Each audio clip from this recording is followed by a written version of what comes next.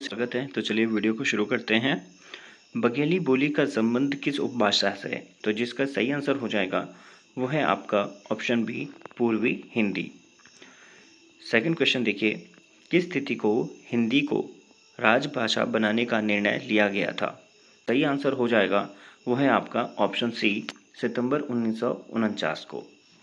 आगे देखिए, वर्ष 1955 ईस्वी में गठित प्रथम राजभाषा आयोग के अध्यक्ष कौन थे? ऑप्शंस चारों देख लिए होंगे, तो इसका जो सही आंसर होगा वो होगा आपका ऑप्शन ए, बीजी खेर। ठीक है। आगे देखिए, भारतीय संविधान की 8वीं अनुसूची में शामिल भाषाओं की संख्या कितनी है? जो 8वीं अनुसूची है ना, उसमें कितनी संख्याएं हैं? तो इसका सही आंसर हो जाएगा ऑप्शन डी, 22।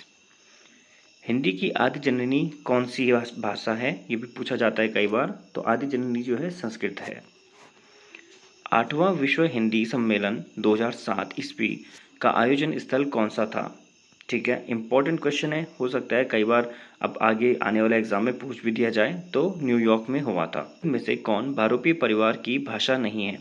ठीक है, तो इसमें से जो सही आंसर हो जाएगा वो हो जाएगा आपका ऑप्शन सी, मलयालम।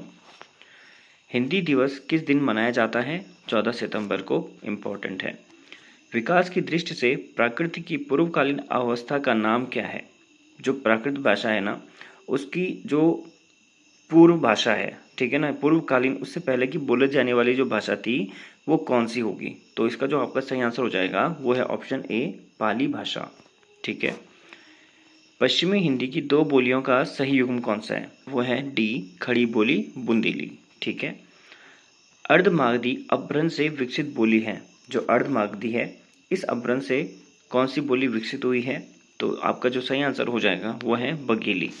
ठीक है। आगे देखिए, संविधान के अनुच्छेद 351 में किस विषय का वर्णन है? ठीक है, इंपॉर्टेंट क्वेश्चन है। तो इसका जो आपका सही आंसर हो जाएगा वो है ऑप्शन डी, हिंदी के विकास के लिए निर्देश इसमें दिए गए हैं, ये इसका विषय है। मानक देवनागरी वर्णमाला किस वर्ष प्रकाशित हुई थी? तो इसका जो आपका आंसर हो जाएगा ऑप्शन ए होगा 1966 में। ठीक है।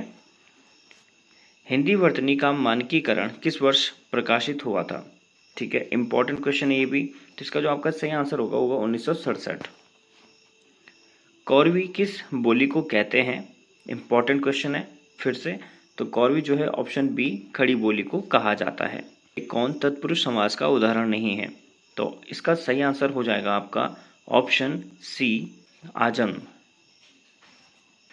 गुरुदेव शब्द में समास है, कौन सा समास है गुरुदेव शब्द में? तो इसका आंसर हो जाएगा आपका ऑप्शन डी, यानी कि कर्मधारय समास।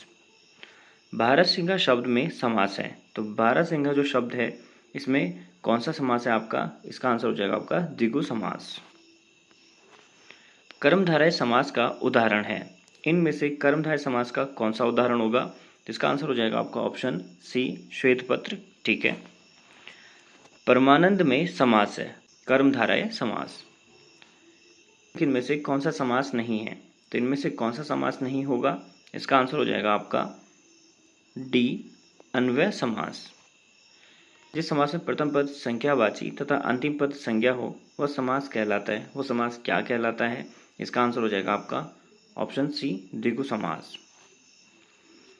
महाजन शब्द में समास है, तो महाजन में कौन सा शब्द समास होगा? इसका आंसर हो जाएगा आपका ऑप्शन ए, कर्मधारय समास। जलमग्न शब्द में समास होगा, अब जलमग्न में कौन सा समास होगा? तो इसका आंसर हो जाएगा आपका ऑप्शन सी, तत्पुरुष समास। ब्रजपाणी शब्द में कौन सा समास है? इंपॉर्टेंट क्वेश्चन है ये भी। तो इसका आंसर आपका हो जाएगा ऑप्शन बी, बहुब्रीहि समास।